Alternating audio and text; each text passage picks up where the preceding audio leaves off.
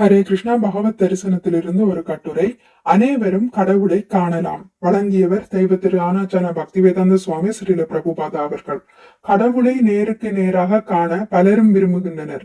அவரை உண்மையிலேயே காண்பதற்கான வழிமுறை என்ன, அதற்கான தேவை என்ன முதலியவற்றை ஸ்ரீல பிரபுபாதர் இங்கே விளக்குகிறார். தத் ஸ்ரத்ததானாமுனையோ ஞான வைராக்கிய யுக்தயா பஷ்யந்த்யாத்மனி சாத்மானம் பக்யாசுதஹ்ருஹீதயா. உண்மையான தேடுதல் உள்ள மாணவனோ அல்லது முனிவரோ முழு அறிவு மற்றும் துறவினை கொண்டு வேதாந்த ஸ்ருதி அல்லது வேத சாஸ்திரங்களில் விளக்கப்பட்டுள்ள பக்தி தொண்டின் மூலம் பூரண உண்மையை உணர்கின்றனர். ஸ்ரீமத் பாகவதம் காண்டம் 1 அத்தியாயம் 2 பதம் 12 கூறப்பட்டுள்ளது. நீங்கள் கடவுளை பார்த்துள்ளீர்களா, உங்களால் கடவுளை காண்பிக்க இயலுமா என்று மக்கள் சில நேரங்களில் வினவுகின்றனர். நாங்கள் இது போன்ற வினாக்களை எதிர்கொள்வதுண்டு. ஆம், நான் கடவுளை பார்த்திருக்கின்றேன். நான் மட்டுமல்ல, நீங்களும் கடவுளை காணலாம். அனைவரும் கடவுளை காணலாம். ஆனால் முதலில் நீங்கள் அதற்கான தகுதியை பெற்றிருக்க வேண்டும். உதாரணத்திற்கு, காரில் ஏதோ பழுது ஏற்பட்டு ஓடாமல் நிற்கும் போது அதனை அனைவரும் காண்கின்றனர். கார் மெக்கானிக்கும் காண்கின்றார். ஆனால் மற்றவரின் பார்வையிலிருந்து மெக்கானிக்கின் பார்வை வேறுபட்டுள்ளது. காரில் ஏற்பட்டுள்ள பழுதை காணும் தகுதியை அவர் பெற்றுள்ளார். அதனால் அவர் காரின் பழுதை சரி செய்தவுடன் வண்டி மீண்டும் ஓட ஆரம்பிக்கின்றது. இவ்வாறாக ஒரு காரை பார்ப்பதற்கே தகுதி தேவைப்படும் போது எவ்வித தகுதியுமின்றி கடவுளை காண விரும்புகிறோம். என்ன மூடத்தனம்!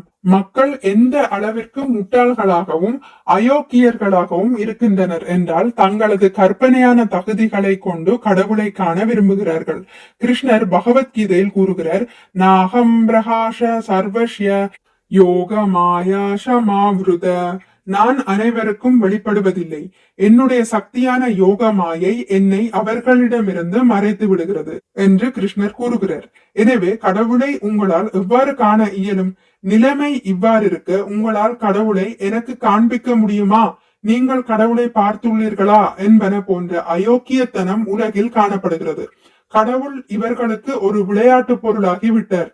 அதனால் தான் ஏமாற்று பேர் வழிகள் யாரோ ஒரு சாதாரண மனிதனை காண்பித்து இவரே கடவுள், இவரே கடவுளின் அவதாரம் என்று விளம்பரப்படுத்துகின்றனர்.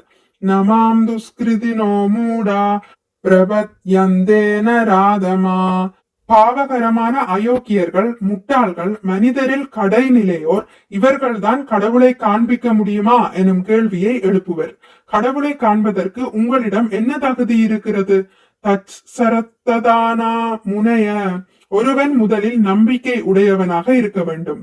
ஸ்ரத்ததானா, இதுவே தகுதியாகும். அவன் கடவுளை காண்பதற்கான பேராவலுடன் இருக்க வேண்டும். இதனை ஏதோ ஓர் அற்பமான விஷயமாக நினைத்து எனக்கு கடவுளை காண்பிக்க முடியுமா என்று வினவக்கூடாது. இதனை ஏதோ ஒரு மாயாஜாலமாக நினைத்து விடக்கூடாது. அவர்கள் கடவுளை மாயா வித்தையாக நினைக்கின்றனர். அது தவறு. ஒருவன் கடவுளை அறிவதில் தீவிரமாக இருந்து கொண்டு, ஆம், கடவுளை பற்றிய தகவல் எனக்கு கிடைத்துள்ளது, இதை வைத்து கடவுள் இருந்தால் அவரை நான் நிச்சயம் காண வேண்டும் என்று சிந்திக்க வேண்டும். இது தொடர்பாக சுவாரஸ்யமான கதை ஒன்று உள்ளது. மிகவும் நல்லறிவு தரக்கூடிய இதனை கவனமுடன் கேளுங்கள். ஒரு முறை பாகவத உபன்யாசகர் ஒருவர் ஸ்ரீமத் பாகவதத்தை மக்களிடையே உரையாற்றி கொண்டிருந்தார். கிருஷ்ணர் பசுக்களை மேய்ப்பதற்காக காட்டிற்கு செல்லும் போது அவர் விலை உயர்ந்த ஆபரணங்களை அணிந்து செல்வார் என்பதை அவர் விளக்கினார்.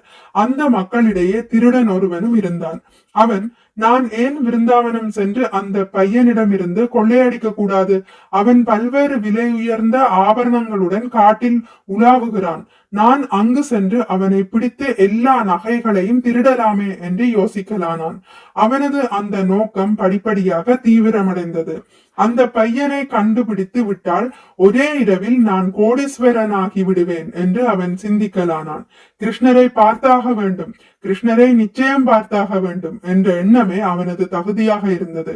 அந்த ஆர்வமும் ஏக்கமும் அவனை விருந்தாவனத்திற்கு அழைத்து சென்று அங்கே உண்மையிலேயே கிருஷ்ணரை காண செய்தது.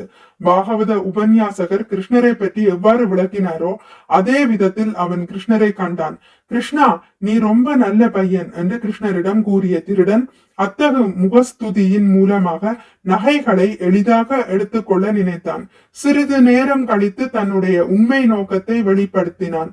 நீ பெரிய பணக்காரன், உனது நகைகளில் கொஞ்சத்தை நான் எடுத்துக் கொள்ளட்டுமா என்று அந்த திருடன் கேட்க, அதற்கு ஸ்ரீ கிருஷ்ணரும், இல்லை இல்லை, என் அம்மா கோபம் அடைவாள், என்னால் கொடுக்க முடியாது என்று கூறி கிருஷ்ணரும் ஒரு குழந்தையை போன்று விளையாடினார். அதனால் கிருஷ்ணரின் நகைகளை பெறுவதற்கான திருடனின் ஆர்வம் மேன்மேலும் வளர்ந்தது. அதே சமயத்தில் கிருஷ்ணரின் சங்கத்தினால் அவன் தூய்மை அடைந்து கொண்டிருந்தான். இறுதியில் நகைகளை எடுத்துக்கொள்ள கிருஷ்ணர் அவனுக்கு அனுமதி அளித்தார். ஆயினும் அப்போது அந்த திருடன் கிருஷ்ணரது சங்கத்தினால் முற்றிலும் தூய்மை அடைந்து உடனே கிருஷ்ண பக்தனாக மாறினான்.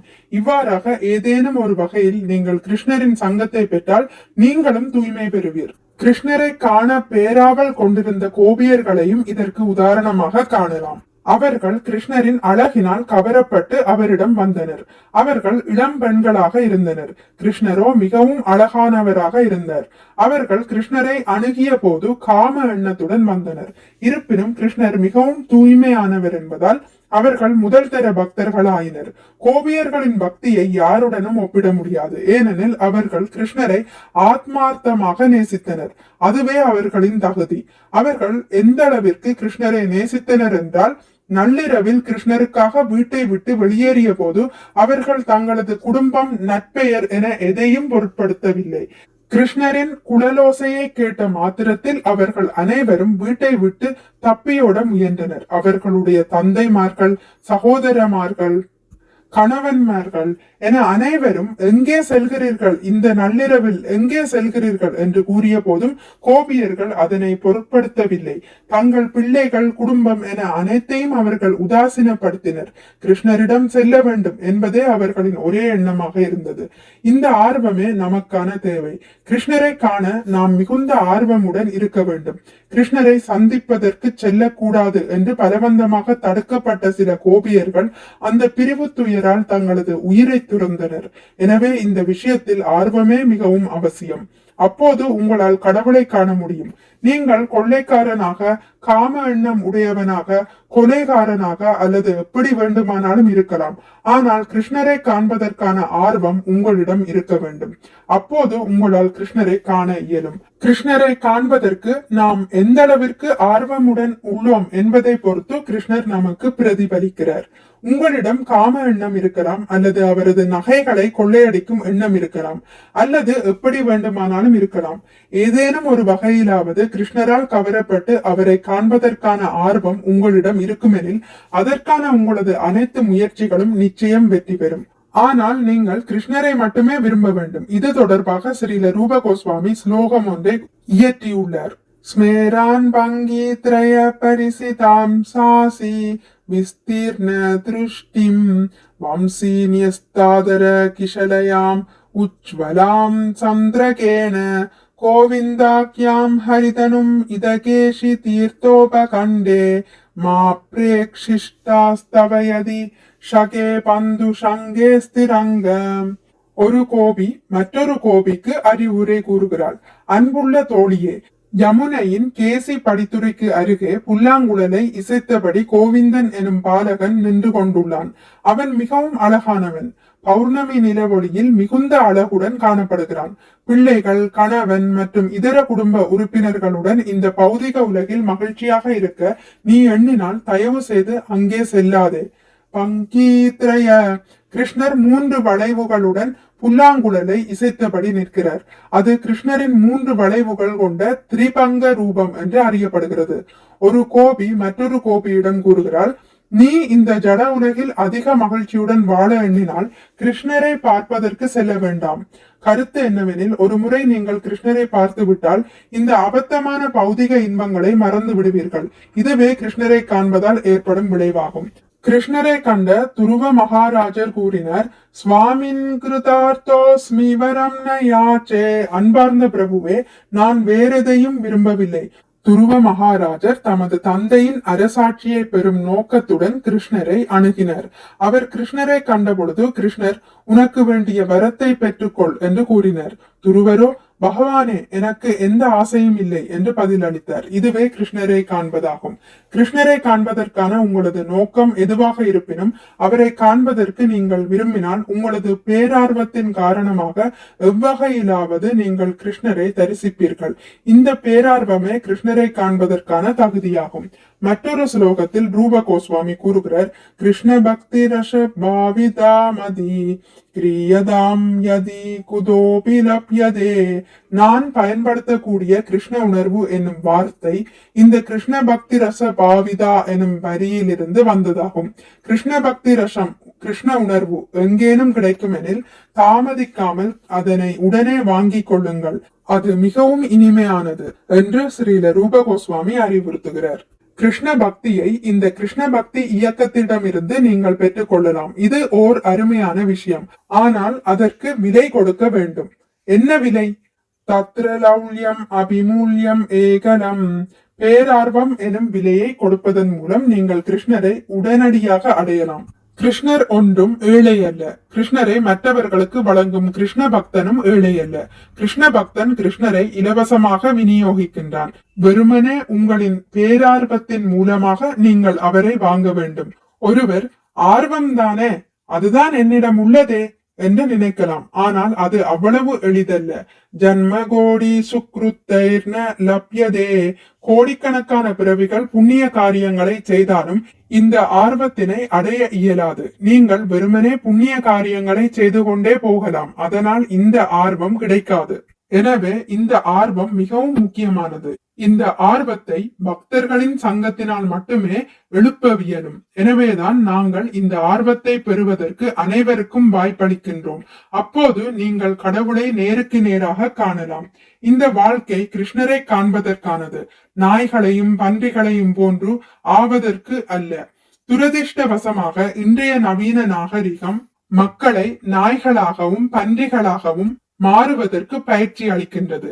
இந்த கிருஷ்ண பக்தி இயக்கம் மட்டுமே கிருஷ்ணரை எவ்வாறு காண்பது என்பதற்கான பயிற்சியை மக்களுக்கு அளிக்கின்றது. ஆகவே இந்த இயக்கம் மிகவும் முக்கியத்துவம் வாய்ந்ததாகும். தத் ஸ்ரத்ததானா முனையோ ஞான வைராக்கிய யுக்தயா. ஆர்வத்தின் மூலமாக நீங்கள் உடனடியாக அறிவு மற்றும் துறவின் தளத்தினை அடைவீர்கள். அணுகுண்டுகளை தயாரிப்பது அறிவல்ல. அது எத்தகைய அறிவு? மக்கள் ஏற்கனவே இறந்து கொண்டுள்ளனர்.